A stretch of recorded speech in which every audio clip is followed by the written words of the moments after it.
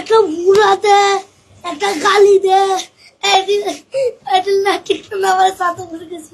একটা বেড়া আমি কইতেছ আমার আঙ্কেল আমি টাকা থেকে যাবো, হ্যাঁ আমার একটু টিকিট কেটে দাও, হ্যাঁ যে 50 টাকাতে, হ্যাঁ তোর আঙ্কেলের টিকিট কেটে দিতেছি। কেন উঠছো তখন? তুমি ছাদে কেন উঠছিলা? যাতে কি সেটার অবস্থায় তুমি লালির অবস্থায় কেন উঠছিলা? কি কারণে? তুমি ভিতরে ছিলা শুরুতে? জি। তো ভিতর থেকে বাইরে এসে ছাদে কেন উঠছো?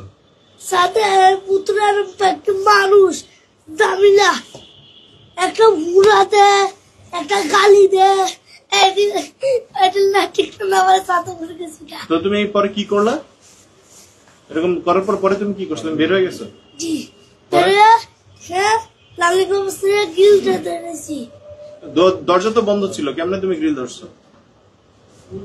তুমি কেউ দুটো ফাঁকা ছিল না। তুমি কি মেশিনের থেকে কিনছো না ওই বুথের থেকে কিনছো? এই কার্ড তুমি এটা কিনছো না, তোমাকে কে কিনে দিছে? মানে কি আমার থেকে টাকা ছিল। বাংলাদেশের একমাত্র স্মার্ট সিটি বসুন্ধরা এখন আরো নিরাপদ, আধুনিকতায় আরো এক ধাপ এগিয়ে।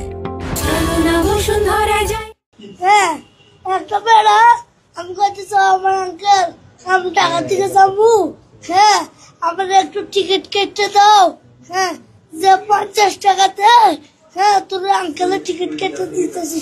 একটু মাল ঘুরলা আমি 50 টাকা দিছি, 50 টাকা দিয়া টিকিট কেটে দিছে। বাস কি আমি উপরে ছিলাম এই একটা কোচ এবং এই একটা কোচ, এই মাঝখানে দুটো দরজা আছে প্রত্যেকটা স্টেশনে 6টা কোচের ভিতরে। হ্যাঁ এই এর গ্যাপে এরকম ছোট ছোট স্পেস দেওয়া আছে। অর্থাৎ এটা হলো মেট্রো রেলের যদি কখনো কোনো অসুবিধা দেখা দেয়, কোনো আমার ভাষ্য। আর আমাদেরকে ওয়্যারলেসে আগারগাঁও স্টেশন থেকে বলেছে যে একটা বাচ্চা মেট্রো রেলের ভিতরে 2 দরজার 2 বগির ফাঁকে গ্যাংওয়ে আছে, সেখানে অবস্থান করতেছে, কিন্তু সে কোথাও নামে না। পরে আমরা প্রত্যেকটা স্টেশন যখনই কারওয়ান বাজার আসছে, কারওয়ান বাজার আবার বললো, আমরা সব উপরে গেলাম। ততক্ষণে আমি অপোজিট ট্রেনে উঠে শাহবাগে যাওয়ার উদ্দেশ্যে গেছি। তখন দোল চত্বরে গিয়ে আমি ট্রেনটা বন্ধ হয়ে গেল। তখন সেটা শুনলাম যে এরকম বাচ্চাটা সচিবালয় স্টেশনে আসছে। তখন আমাদের যারা রেস্কিউ টিম ছিল এরা তাৎক্ষণিক কন্ট্রোলার সাহেবের সঙ্গে আলোচনা করে ইলেকট্রিসিটি বন্ধ করে, তারপরে গিয়ে তারা মুভ করে বাচ্চাটাকে সুন্দরভাবে অক্ষতভাবে আমরা বের করে। তার মানে আগারগাতেই ওই 2 ইয়ার মাঝখানে সে উঠেছিল। রাইট। আমাদের ওয়্যারলেসে আমাদেরকে জানানো হয়েছে যে আগারগা থেকে একটা বাচ্চাকে 2 ট্রেনের বগির সংযোগস্থলে গ্যাংওয়ে যেটাকে বলে, এখানে একটা বাচ্চাকে দেখা যাচ্ছে। সে ওখানে অবস্থান করছে, দাঁড়িয়ে ছিল। ক্যামেরায় দেখা যাচ্ছে না, আমাদের ফোর্স যে প্ল্যাটফর্মে ডিউটি করছে ডিটেক্ট করছে, সে বাইরে থেকে দেখতে পাচ্ছে।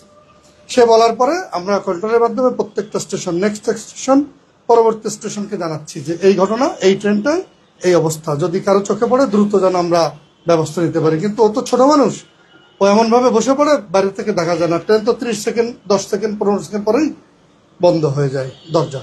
এই কারণে ওকে আর আমরা ডিটেক্ট করতে পারিনি। যখন লাস্ট সচিবালয় আসছে তখন আমরা ওটাকে স্টপ করছি ট্রেনটাকে।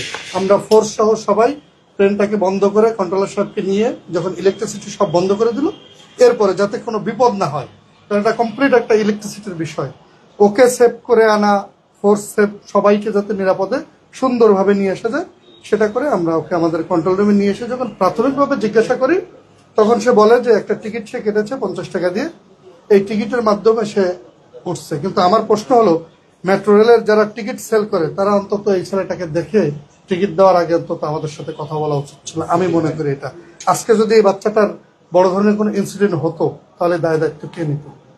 আচ্ছা, এখন আজকে আপনাদের পরবর্তী পদক্ষেপ কি হবে? পরবর্তী পদক্ষেপ আমরা আমাদের ঊর্ধ্বতন কর্তৃপক্ষের সঙ্গে কথা বলেছি।